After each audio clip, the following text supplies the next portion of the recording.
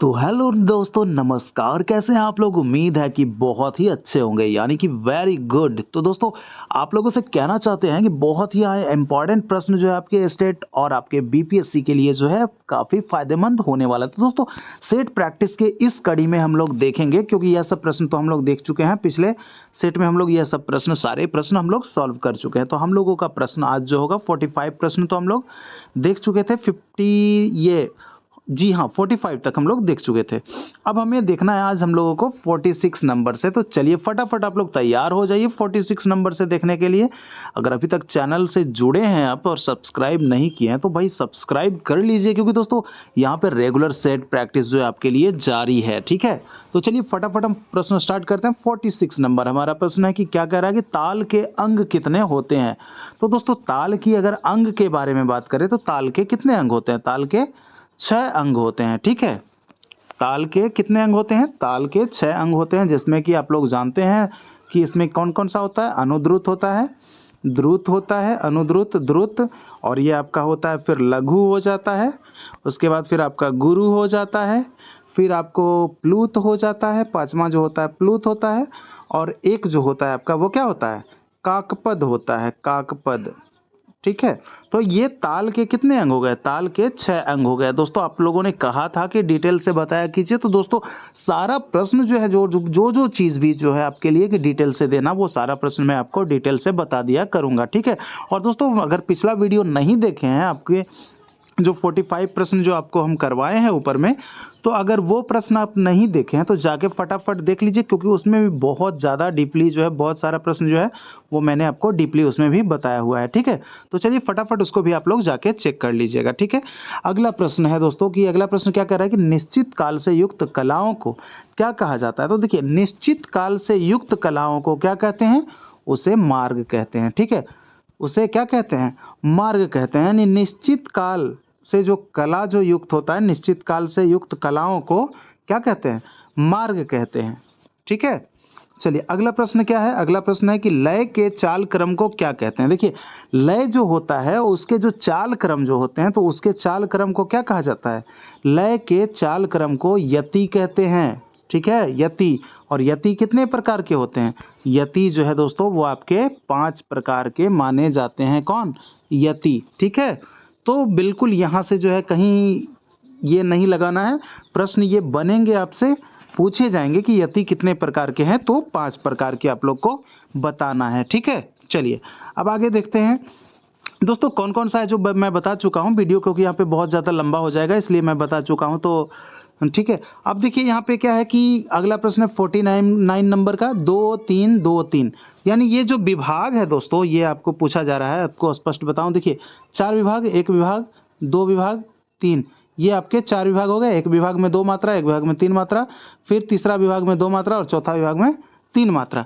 तो ये पूछा जा रहा है कि ये विभाग जो आपका 2 3 2 3 किस विभाग की ताल है, तो किस में होता है। देखिए पहले यहाँ पे आप लोग ये जो है यहाँ पे गिनना सीखिए। तो 2 और 3 5, 2 7 और 3 10। ठीक है, मात्रे कितने हो गए? 10 हो गए। तो 10 में अब हमको देखना है कि कौन कौन सा कौन ताल होगा इसमें जो 10 मात्रा का होगा। तो सही जवाब हमारा क्या आ जाएगा? झप ताल। ये जो झप ताल है ये 10 मात्रा का ताल होता है, तो सही जवाब हमारा झप ताल हो जाएगा। अब बात कर लेते हैं 3 ताल की। तो 3 ताल में कितने मात्रा? 16 मात्रा। दादरा में कितने मात्रा? दादरा में 6 मात्रा। रूपक में 7 मात्रा। और कहरवा ताल एक होता है, उसमें 8 मात्रा। कहरवा, कहरवा में 8 मात्रा। तो ये 6 7 8 लगातार है, इसलिए मैंने बता दिया आपको। ठीक है, तो सही जवाब क्या हो जाएगा यहाँ पे? 2 3 2 3 वाला कौन सा हो जाएगा? ये आपका झपताल हो जाएगा। अगला प्रश्न क्या है कि चौताल में कितनी बार खाली आती है। चौताल यानी कि जो 4 ताल है, ये 4 ताल की अगर बात कर रहे हैं हम, 4 ताल की पूछा जा रहा है। तो 4 ताल में सबसे पहले जानेंगे कि मात्रा कितने होते हैं। तो 4 ताल में जो है आपके 12 मात्रा होते हैं। ठीक है, 4 ताल में 12 मात्रा होते हैं। और अगर आपसे ये भी पूछा जाए कि 1 ताल में कितना मात्रा, तो 4 ताल, 1 ताल और ये आपका खेमटा ताल, ये सब क्या है? ये सब 12 मात्रा वाले ताल हैं। ठीक है, अब प्रश्न पे हम लोग आ जाते हैं कि चौताल में खाली कितनी होती है। तो 4 ताल में अगर खाली की बात कर लें तो खाली इसमें कितनी होती है? खाली इसमें होती है 2 होती है। कितनी खाली? 4 ताल में 2 खाली। ठीक है, चलिए अब आगे देख लेते हैं। 16 मात्रा की जो ताल है उसका नाम बताइए। तो 16 मात्रा की ताल जो है उसका नाम बताना है, उसका क्या है। देखिए हम लोग वन बाय वन हम सब लोग को सब चीज सबको देख लेंगे। ये तिलवाड़ा है, धमार है, दादरा है और झप ताल है। चलिए यहाँ से चलते हैं। झप ताल में कितने मात्रा, 10 मात्रा होते हैं। दादरा में मैंने बताया कि 6 मात्रा होते हैं। धमार में कितने मात्रा हैं, 14 मात्रा होते हैं। अगर मान लीजिए इस तरह से आप निकाल लिए हैं और ये प्रश्न पूछ रहा है इसका आपको नहीं याद है, अगर ये 3 आपको इस तरह से अगर याद हो गए तो इससे आप क्या होगा, जो बच गया वही ना होगा। तो यहाँ पे वैसे तो पता ही है कि 16 मात्रा होता है तिलवाड़ा में, सही जवाब क्या हो जाएगा, तिलवाड़ा। तो आप लोग ऑप्शन की तरफ भी देख लिया कीजिएगा, ठीक है। तिलवाड़ा जो है वो 16 मात्रा की ताल है। अगला प्रश्न है कि कौन सा बोल जो है बाएं हाथ से नहीं बजाया जा सकता है। तो बोल के बारे में कौन कौन सा आप लोग को देखना है कि कत है कि क है कि ता है कि ग है। कौन सा बोल है जो कि आपके बाएं हाथ से नहीं बजाया जा सकता है। तो सही जवाब क्या हो जाएगा, सही जवाब हो जाएगा ता। ये आपके बाएं हाथ से नहीं बजाया जा सकता है, ता। चलिए अब अगला प्रश्न है, एक ताल में कितनी मात्राएं होती है। तो एक ताल में मात्राएं जैसा कि मैंने बता ही दिया, इसमें कोई प्रकार की संशय नहीं है। एक ताल, चार ताल, आपका ये खेमटा ताल, ये सब कितने मात्रा में, 12 मात्रा के अंतर्गत आते हैं, ठीक है। तो ये सब सही है। चलिए आगे बढ़ते हैं। आड़ा चार ताल में कितनी बार खाली आती है। तो ये आड़ा चार ताल जो है वो उसमें खाली पूछा जा रहा है, ठीक है। अगर आड़ा चार ताल की अगर बात कर ले कि इसमें मात्रा कितना होता है, तो दोस्तों इसका क्या बताएंगे आप लोग, मात्रा कितना होता है इसमें जो है आपके। देखिए आड़ा चार ताल में ये कितने मात्रा का है, 14 मात्रा की ताल है। आड़ा चार ताल मात्रा कुल 14, लेकिन पूछा जा रहा है कि इसमें खाली कितनी आती है। तो खाली इसमें हो जाएगा 3, ठीक है। खाली 3 आड़ा चार ताल में। और अगर ताली आपसे बात कर दिया जाए तो ताली इसमें 4 होते हैं, 4 ताली, 3 खाली और 4 ताली, ठीक है। और मात्रा कितने, 14। क्लियर। चलिए आगे देखते हैं। सम निकलने के बाद जब गीत प्रारंभ होता है तो उसे क्या कहते हैं। देखिए जब सम निकल जाता है, देखिए आप लोग को पता होगा कि सम, विषम, अतीत, अनागत, ये सब क्या है, ये सब आपके ताल के जो ग्रह हैं ना उसके जो है क्या है, उसके भाग हैं। तो इसमें जानते हैं आप लोग कि जो विषम हो जाता है हमारा, विषम कब होता है, विषम तब होता है जब क्या होता है, सम जब निकल जाता है उसके बाद हम लोग गाना प्रारंभ करते हैं, तो वो क्या कहलाता है, वो कहलाता है विषम। और सम ये विषम कहलाता है, विषम ग्रह, ठीक है। यहाँ पे गृह लिखा हुआ है लेकिन ये आपका ग्रह है। अगर सम ग्रह की अगर बात कर लें तो सम ग्रह में क्या होता है, ये यहाँ पे जो है आपका सम ग्रह, इसमें होता है कि ताल और गान दोनों गीत जो है, ताल और गीत एक साथ ही प्रारंभ होते हैं सम में। और विषम में जब सम निकल जाता है उसके बाद जो है आपका गाना प्रारंभ होता है, ठीक है। चलिए इतनी अच्छी से मैं क्लियरिफाई तो कर दे रहा हूं दोस्तों, लेकिन आप लोग चैनल को सब्सक्राइब नहीं करते हैं। तो दोस्तों आप लोग चैनल को सब्सक्राइब नहीं किए हैं, अगर आप हमसे नए जुड़े हैं या फिर पुराने भी क्यों ना जुड़े हों, अगर सब्सक्राइब नहीं किए हैं तो कर दीजिए मेरे भाई, क्योंकि आप लोग के लिए ही तो मैं इतनी मेहनत करता हूँ, आप लोग के लिए ही तो प्रश्न लाता हूँ, ठीक है। तो मेरे मोटिवेशन के लिए आप लोग चैनल को सब्सक्राइब करके नोटिफिकेशन को भी ऑल रख लीजिए, ठीक है, क्योंकि दोस्तों आप लोग के पास सारा वीडियो जो है आप लोग को मिलता रहेगा। देखिए इसमें अगला प्रश्न है 56 नंबर का, कि यदि यति द्रुत लय में आरंभ होकर, देखिए यति, यति जो है आपके, यति कितने प्रकार के माने जाते हैं, यति 5 प्रकार के होते हैं। यति कितने प्रकार के, यति 5 प्रकार के होते हैं। तो यति के कितने प्रकार हो गए, यति के 5 प्रकार। अब आइए हम लोग प्रश्न पे, क्या कह रहा है कि यदि यति द्रुत लय से आरंभ होकर क्रमशः मध्य और फिर विलंबित लय में हो तो उसे क्या कहते हैं। देखिए आपको याद रखना है यति के 5 प्रकार उसमें आपको आता है ना, स्त्रोगता, पिपीलिका, गोपुक्षा, स्तोगता, तो ये सब क्या है, यति है। तो इसमें पूछा जा रहा है कि यति जो है वो प्रारंभ में द्रुत, बीच में मध्य, उसके बाद फिर विलंबित, तो ये क्या होता है, ये होता है आपका, ये क्या कहलाता है, ये आपके गोपुच्छा यति कहलाते हैं, गोपुच्छा यति, ठीक है। चलिए अब आगे बढ़ते हैं। अगला प्रश्न है 57 नंबर का। इसमें क्या कहा जा रहा है, इसमें कहा जा रहा है कि किस ताल में पहली मात्रा पर खाली होती है। 57 नंबर, तो किस ताल में पहली मात्रा पे खाली होती है। तो पहली मात्रा वाला जो खाली होता है आपको वो हो जाएगा कौन सा, वो आपका हो जाएगा रूपक ताल। कौन सा, रूपक ताल। और रूपक ताल में अगर मात्रा की बात कर ले तो दादरा 6, रूपक 7 और कहरवा ताल 8 मात्रा। तो ये सब जो है सीरियल नंबर सबको याद होना चाहिए, कम से कम ये तो याद हो ही जाना चाहिए, ठीक है।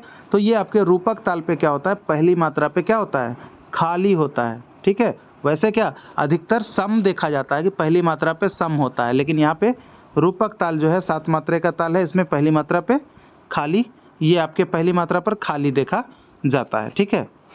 अगला प्रश्न है पस्तो ताल में गाई जाने वाली शैली का क्या नाम है। पस्तो ताल, देखिए पस्तो ताल का मात्रा अगर पूछे तो पस्तो ताल 7 मात्रा का है। पस्तो ताल भी कितने मात्रा में है, पस्तो ताल में भी 7 मात्रा होता है। और पस्तो ताल में जो है आपके पूछा जा रहा है कि गाई जाने वाली शैली का क्या नाम है, तो सही जवाब क्या हो जाएगा इसका, टप्पा जो है पस्तो ताल के साथ भी गाया जाता है। और टप्पा जो है टप्पा ताल में भी गाया जाता है, आप लोग याद रखिएगा। टप्पा ताल या पंजाबी ताल, इसमें मात्राओं की संख्या कितनी होती है, तो 16 होती है, ठीक है। अगर टप्पा की बात करें तो इसके आविष्कारक कौन थे, आविष्कारक सोरी मियाँ थे, ठीक है। और सोरी मियाँ जो थे वो किसके दरबार में रहा करते थे, मैंने पिछले सेट में जो है इस चीज़ का रिवीजन करवाया था। चलिए आप लोग फटाफट कमेंट कीजिए कि टप्पा के आविष्कारक सोरी मियाँ वो किसके दरबार के दरबारी संगीतज्ञ थे, फटाफट कमेंट कीजिए। चलिए अब हम लोग देखते हैं 59 नंबर का प्रश्न।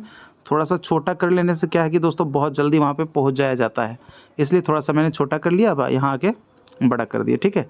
चलिए थोड़ा सा और छोटा कर लेते हैं। अगला प्रश्न है क्या, पटाक्षर शब्द किस वाद्य से संबंधित है। देखिए पटाक्षर जो शब्द जो है आपके किससे संबंधित है, तो पटाक्षर आपके पखावज से संबंधित है।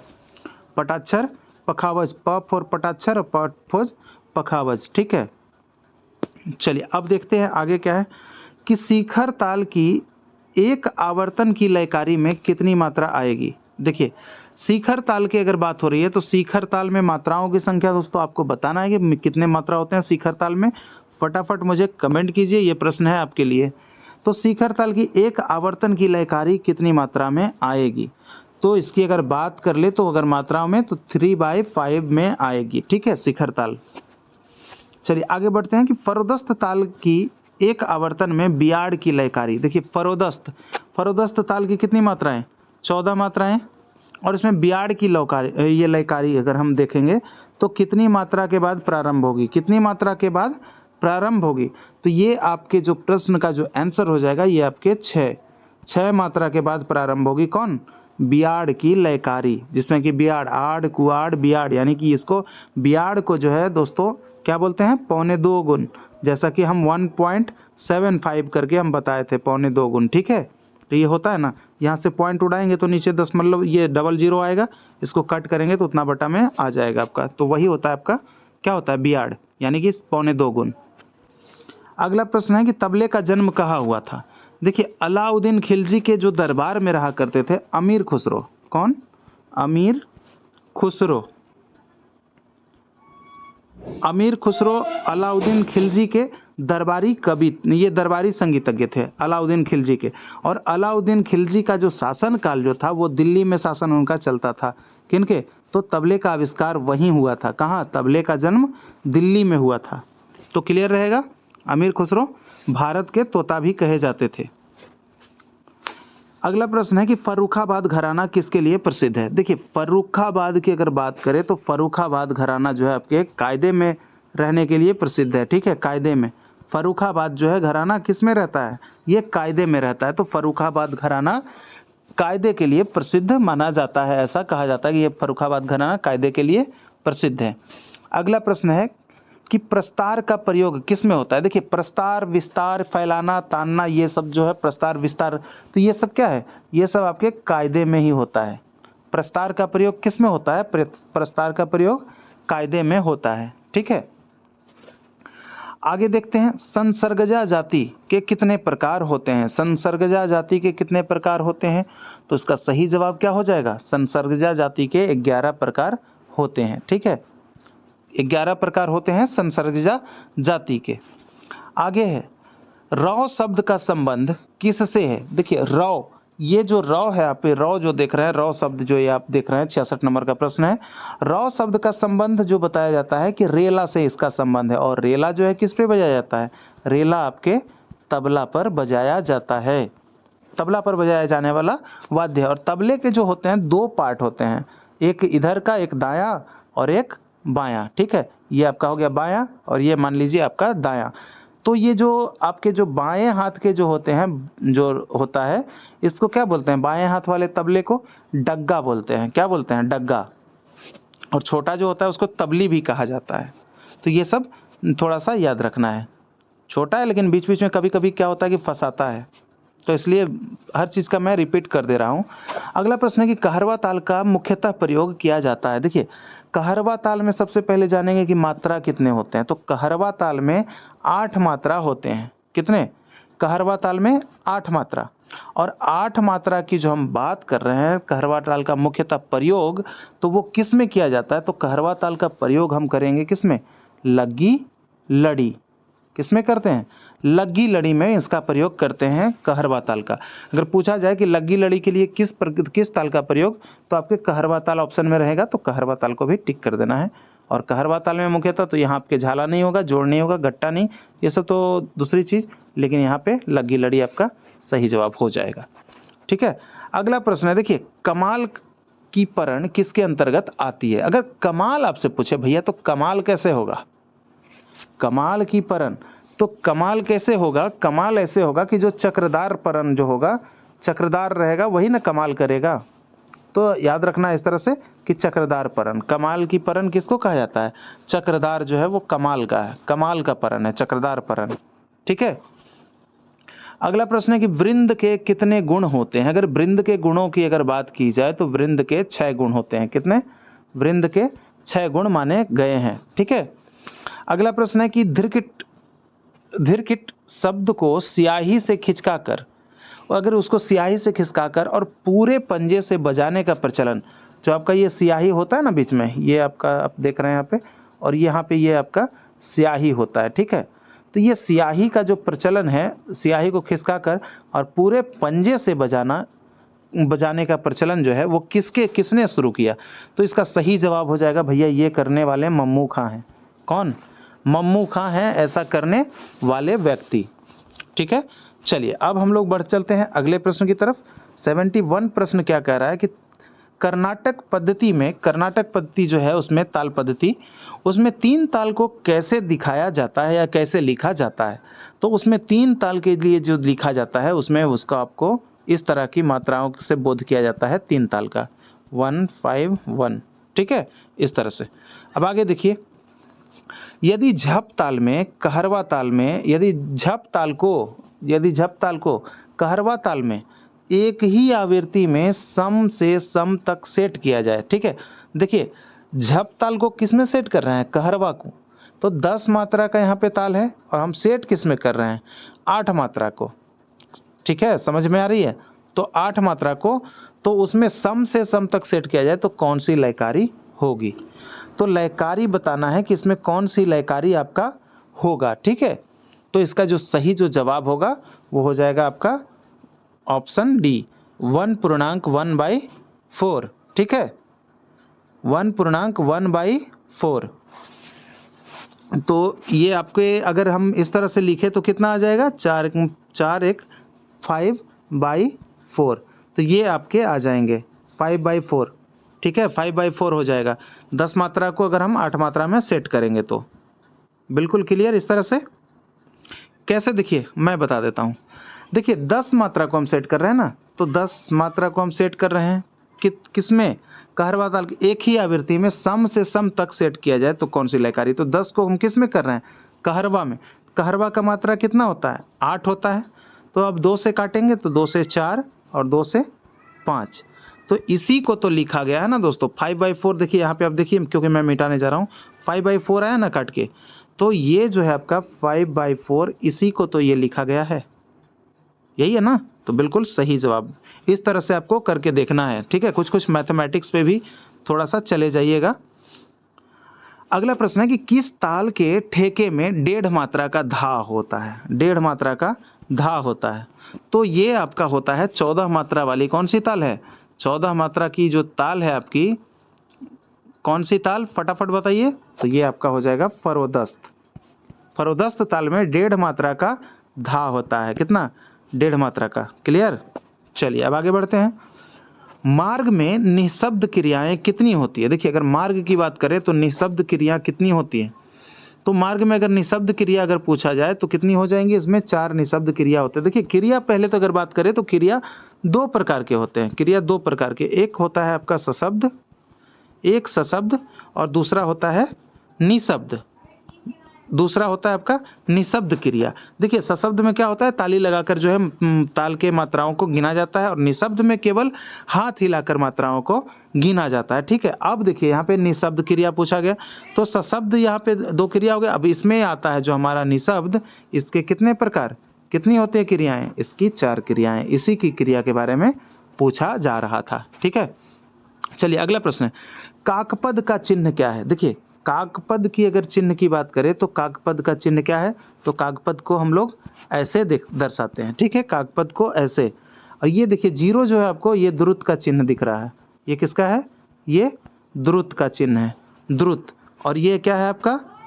ये क्या है, लघु। देखिए और अगर आपसे अनुद्रुत पहले पूछे तो अनुद्रुत ऐसा, द्रुत ऐसा, लघु ऐसा, ठीक है, लघु ऐसा, गुरु, और प्लूत ये होता है, और काकपद का ये होता है जो आप डी ऑप्शन में देख रहे हैं, प्लूत को ऐसे दिखाया जाता है। चलिए अगला प्रश्न है, ध्रुवा क्रिया किसके अंतर्गत आती है। देखिए ध्रुवा क्रिया जो है वो किसके अंतर्गत आएगी, तो सही जवाब इसका क्या हो जाएगा, मार्ग सशब्द के अंतर्गत आती है। कौन, ध्रुवा क्रिया। ठीक है, चलिए यहाँ 77 नंबर प्रश्न हम लोग देख रहे हैं। दोस्तों यहाँ पे आप लोग को टोटल जो है 90 प्रश्न आप लोग को देखने को मिलेगा। ठीक है, 90 प्रश्न, यानी कि जैसा कि 45 पिछले सेट में करवा चुके थे, और 45 से यहाँ पे आप लोग को 90 तक यहाँ करवा दिए हैं। ठीक है, तो चलिए ये क्या है, तिटकत गदिगन। तिटकत गदिगन किस ताल में आता है, तो तिटकत गदिगन जो है वो कौन सा ताल में आ जाएगा, इसका सही जवाब क्या हो जाएगा, ये जो है आपके तीव्रा ताल के अंतर्गत आ जाएंगे। कौन से ताल, तीव्रा ताल के अंतर्गत आ जाएंगे। ठीक है, चलिए फटाफट कमेंट कीजिए दोस्तों आप लोग कि तीव्रा ताल में कितनी मात्राएं होती है। अगला प्रश्न है, धागे न धिन, धागे धिन गिन तागे तिन किन, धागे धिन गिन ताके तिन किन, तो ये कौन सी ताल है, तो ताल बताना है। तो ताल ये हो जाएगा कौन सा आपका, ये आपका हो जाएगा खेमटा ताल। ठीक है, कौन सा ताल, ये आपके खेमटा ताल, 2-2 में बांधा हुआ है यहाँ पे, ये आपके खेमटा ताल हो जाएंगे। ठीक है, अगला प्रश्न है कि दीपचंदी ताल में खाली किस मात्रा पर होती है। देखिए दीपचंदी ताल की मात्रा कितनी होती है भैया, तो दीपचंदी की मात्रा की अगर बात कर ले तो दीपचंदी मात्रा कितनी होती है, फटाफट बताइए मुझे, फटाफट दीपचंदी ताल में कितनी मात्राएं होती हैं। तो देखिए दीपचंदी में जो मात्रा जो होता है वो आप लोग को कमेंट करना है कि, लेकिन यहाँ पे मैं बताऊँ आपको लोग को कि किस मात्रा पर खाली होती है। तो चलिए दीपचंदी की हम लोग मात्रा जानते हैं। ताल दीपचंदी जो है 14 मात्रा का ताल है। दीपचंदी ताल कितना मात्रा का है, और इसके साथ जो संगति जो है वो किसकी होती है, ठुमरी की संगति होती है। ठीक है, याद रखना है ठुमरी की। अब पूछा जाता है, अब आते हैं हम लोग प्रश्न पे कि किस मात्रा पर होता है क्या, खाली, किसमें, दीपचंदी ताल में। तो इसका जो सही जो जवाब हो जाएगा वो हो जाएगा आपका 8, यानी कि 8वीं मात्रा पर दीपचंदी ताल में खाली होता है। ठीक है, चलिए अगला प्रश्न है कि सूल ताल में कितने विभाग होते हैं। ठीक है, तो सूल ताल की अगर बात कर ले तो सूल ताल में कितने विभाग होते हैं, यह क्लियर करना है। तो सूल ताल में अगर विभागों की बात करें तो 5 विभाग होते हैं। ठीक है, कितने, 5 विभाग होते हैं। तो हो गए इसमें कितने, 5 विभाग। ठीक है, क्योंकि इसकी जो है सूल ताल में 5 विभाग हो गए। अगर सूल ताल की अगर हम मात्रा की बात कर ले तो सूल ताल या सुल्फाक ताल, सूल या सुल्फाक इसको कह लीजिए, तो इसमें 10 मात्रा का ये ताल होता है। सूल ताल कितने मात्रा का, 10 मात्रा का। सूल ताल या सुल्फाक ताल 10 मात्रा का। ठीक है, चलिए अब क्लियर हो गया होगा। अगला प्रश्न देख रहे हैं। अगला प्रश्न में क्या है आपका, है धिन धिन धागे त्रिकिट तिन तिन तक किस ताल के बोल हैं। धिन धिन धागे त्रिकिट तिन तिन तक किस ताल के बोल हैं, तो ये ताल बताना है। जैसे कि आप लोग बजाते हैं ना, धिन धिन धागे त्रिकिट तिन तिन तक किस ताल के बोल हैं, तो ये ताल जो बजाना बताना है ये किस ताल के बोल हैं। इसका सही जवाब हो जाएगा झुमरा ताल। ठीक है, क्या हो जाएगा, झुमरा ताल। अगर बात कर लें झुमरा ताल की, तो झुमरा ताल में कितने मात्रा होते हैं, तो झुमरा ताल जो है आपके मात्राओं की संख्या 14 होती है झुमरा में भी। याद रखना, दीपचंदी 14, झुमरा भी 14, ठीक है। और झुमरा में आपके 3 ताली और आपके 1 खाली उसमें होते हैं। इसके विभाग 3 4 3 4, ये आपके 4 विभाग होते हैं, ठीक है। चलिए अब देख लेते हैं हम लोग 82 नंबर का जो प्रश्न है, हम लोग वहां पे चलते हैं। 82 नंबर प्रश्न क्या कह रहा है।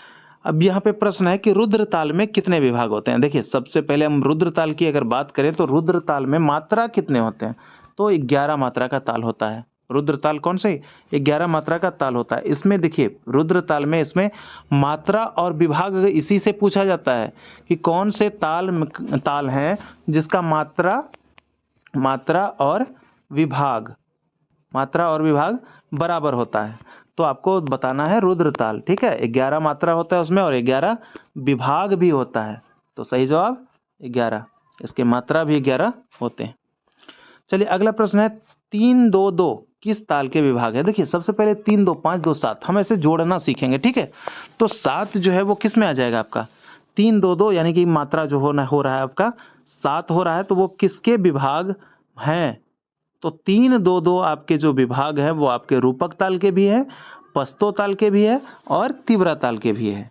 तो आइए देख लेते हैं, रूपक ताल के भी है, पस्तो ताल के भी है और एक इसमें छोटा हुआ है आपका तीव्रा। तो ये आपके तीव्रा ताल का भी है, ठीक है। तो इस तरह से समझ में आ गया 3 2 2, यानी ये तीनों जो ताल हम बताए, रूपक भी 7 मात्रा का, पस्तो ताल भी आपका 7 मात्रा का होता है और आपके तीव्रा ताल में भी 7 मात्रा होते हैं, ठीक है।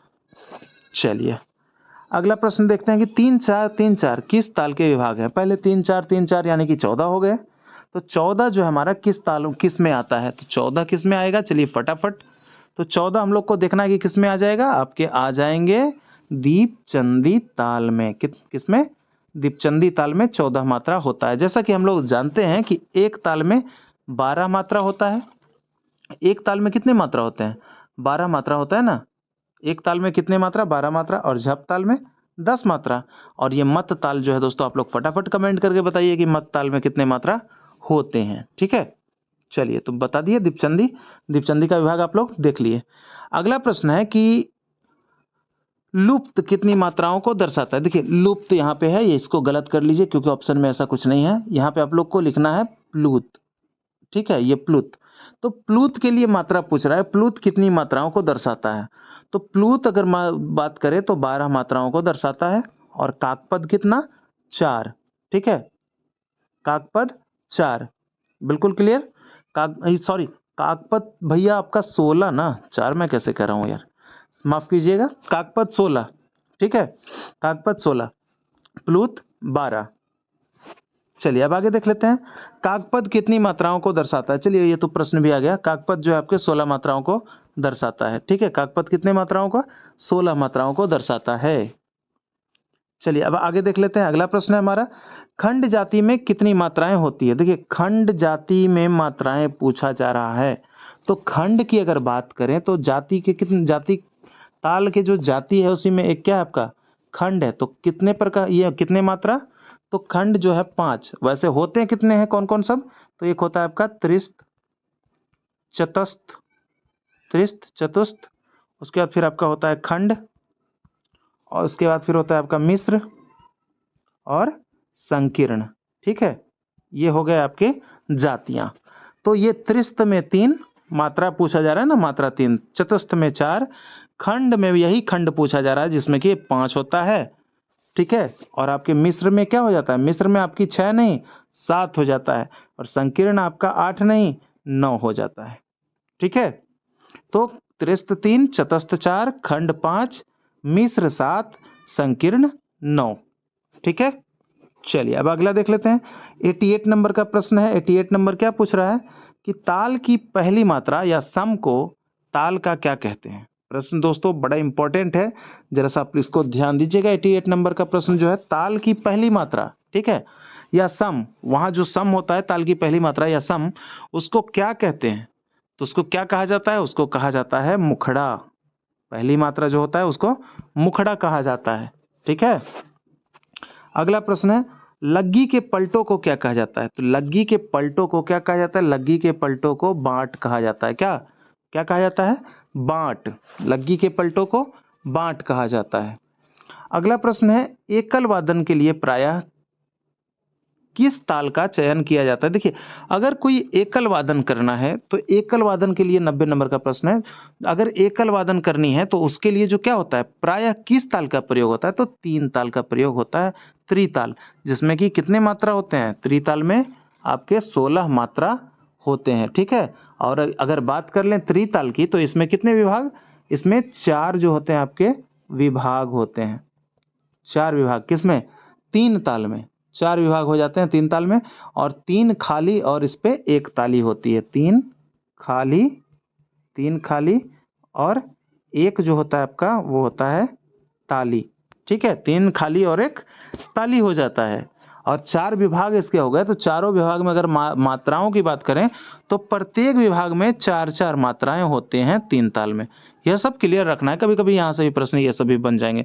और बनना ही है क्योंकि 3 ताल, 1 ताल, 4 ताल ये सब बड़ा इंपॉर्टेंट ताल है, झप ताल, तो ये सब चीज़ का जो है याद करना बिल्कुल ज़रूरी है। चलिए अगला प्रश्न है, अगला प्रश्न क्या कह रहा है? अगला प्रश्न हम लोग देख लेते हैं। अगला प्रश्न जो है वो हमारा क्या कह रहा है कि सूल ताल और झप ताल की मुख्य समानता क्या है? देखिए, सूल ताल और झप ताल की अगर हम बात कर लें तो उसमें क्या होता है? तो सूल ताल और झप ताल, तो सूल ताल में कितने मात्रा होते हैं? अगर बात कर लें पहले तो मात्राओं से हम लोग देखेंगे, ताली खाली तो बाद में देखेंगे। तो सूल ताल या सुल्फाक ताल तो हम जानते हैं जैसा कि 10 मात्रा का ताल है। झप ताल हम जानते हैं ये भी 10 मात्रा का ताल है। तो क्या सेम मिल गया? तो यहाँ पे आपका क्या सेम मिला? तो ये मात्रा ही मिला ना। तो क्या इसका सही जवाब? समानता क्या है? मात्रा समान है, ठीक है। देखिए, मात्रा समान है आपका कैसे है? इसमें अगर बात कर ले सूल ताल की तो इसमें 5 विभाग हैं। कितने? 5 विभाग हैं, ठीक है। और वही हम अगर बात कर लें झप ताल की, तो झप ताल में अगर बात करेंगे तो झप ताल कितनी मात्रा? झप ताल जो है वो आपके 10 मात्रा का ताल होता है। तो इसमें अगर बात कर ले तो 4 होता है, ठीक है। इसमें आपका 4 विभाग होता है, लेकिन सूल ताल में 5 विभाग होता है। तो ये सब विभाग वगैरह नहीं होगा, ताली खाली में भी अंतर है, बस मात्रा जो है आपका सही है, ठीक है। तो मात्रा समान है। चलिए 92 नंबर जो कि आपका इस प्रश्न, ये सेट का जो है आपका लास्ट प्रश्न है, इसमें हम लोग देख लेते हैं कि रूपक ताल में कितनी मात्राएं और कितने विभाग होते हैं। तो सब लोग जानते हैं कि रूपक ताल में कितना होता है? रूपक ताल में 7 मात्रा और विभागों की बात करें तो 3। रूपक ताल में 7 मात्रा और विभागों की बात करें तो 3। ये आपकी 16 है वाली जो आपको दिख रही है, ये आपके कितने हैं? ये आपकी हम बता दें, ये 3 ताल का है। इसमें होता है 3 ताल में क्या होता है? 3 ताल में होता है 16 मात्रा और 4 विभाग इसमें होते हैं, ठीक है। और अगर हम बात कर लेते हैं 14 और 4 की, तो ये आपका धमार हो गया। धमार ताल में आपके 14 हो जाते हैं, 14 और 4 विभाग हो जाते हैं। फरोदस्त में अगर झुमरा में बात करें तो इसमें भी आपके 14 मात्रा और 4 विभाग हो जाते हैं। तो ये झुमरा का है आपके फरोदस्त, ये सॉरी फरोदस्त नहीं, ये आपके इसमें हो जाएंगे दीपचंदी के, ठीक है। तो दोस्तों ये था हम लोग का प्रश्न, ठीक है। चलिए उम्मीद करते होंगे कि आपको यह प्रश्न जो है, यह सारा प्रश्न जितना मैंने करवाया वो आप लोग के लिए जो है आप लोगों के लिए बहुत ही अच्छा लगा होगा, ठीक है। तो चलिए फटाफट जो है दोस्तों आप लोग चैनल को सब्सक्राइब करके नोटिफिकेशन को ऑल पे सेट कर लीजिए, क्योंकि दोस्तों और भी प्रश्न बाकी है। देख लीजिए आप यहाँ से सारा प्रश्न हम करवा चुके हैं, ठीक है। ये पहले वाले वीडियो में करवाए थे ये सब प्रश्न, अगर नहीं देखे हैं तो ये पहले वाले भी वीडियो को जाकर देख लीजिए, क्योंकि इसमें ऑलरेडी आपको हम टोटल का टोटल जो दोस्तों आपको हम 90 प्रश्न करवा चुके हैं। कितना? 90 क्वेश्चन, ये 92 क्वेश्चन हम टोटल सॉल्व करवा चुके हैं इस सेट से, ठीक है। और साथ ही साथ जो एक्स्ट्रा व्याख्या बनी है तो वो मान लीजिए उस हिसाब से आपके 200 प्रश्न ये 2 वीडियो में क्लियर होने वाले हैं, ठीक है। तो चलिए मिलते हैं आपसे, फटाफट आप लोग बताइए मुझे कमेंट करके कि आपको यह सेशन जो दोस्तों कैसा लगा, और अच्छा लगा हो तो आप लोग अपने दोस्तों को भी दोस्तों शेयर कर दीजिए, क्योंकि शेयर भी आप लोग नहीं कभी मैं कहता हूं करने के लिए, लेकिन आज मैं कह रहा हूं कि आप लोग को अच्छा लगा है तो बिल्कुल आप लोग शेयर कर दीजिए, क्योंकि उन बच्चों के पास भी पहुंच जाए जो एस्टेट या बीपीएससी एग्जाम देने वाले हैं, ठीक है। तो चलिए मिलते हैं आपसे अगले सेशन में, जब तक के लिए इजाज़त चाहते हैं मेरे दोस्त। जय हिंद, जय भारत।